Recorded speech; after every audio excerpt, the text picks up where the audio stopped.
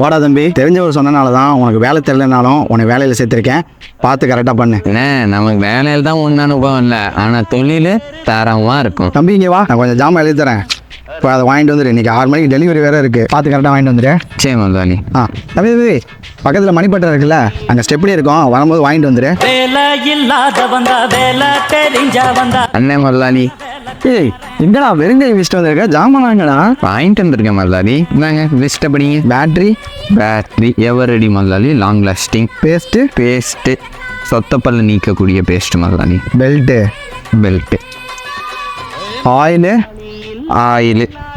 நல்லா மரச்ச கிளாட்னு நல்ல சுத்தமான என்ன முதலாளி நமக்காக கேட்டு வாங்கியிருக்கேன். செயின் நான் என்ன மூளை இல்லாத முட்டா பயல, நீங்கள் என்ன செயின்னு அங்கே எழுதலை, கவரிங்கா கோல்டானு, அமௌண்ட் வேறு கையில் கம்மியாக கொடுத்துட்டீங்க. சீக்கிரம் சொல்லுங்கள், நான் போய் வாங்கிட்டு வந்துடுறேன். ஓ இப்போ இந்த ஜாமான் தான் இந்த கார்டுக்கு போட போகிறோம். அது யார் அந்த பொண்ணு? யாரு? நல்லா யோசிச்சு பாருங்க, கடைசி எங்கிட்ட என்ன சொன்னீங்கன்னு. பக்கத்தில் மணிப்பட்டை இருக்குல்ல, அங்கே ஸ்டெப்னி இருக்கும், வரும்போது வாங்கிட்டு வந்துடு.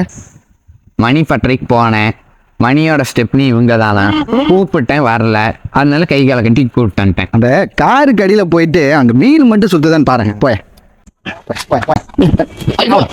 ஐயோ இல்லாத நாடுதான் எங்கும் இல்லையா.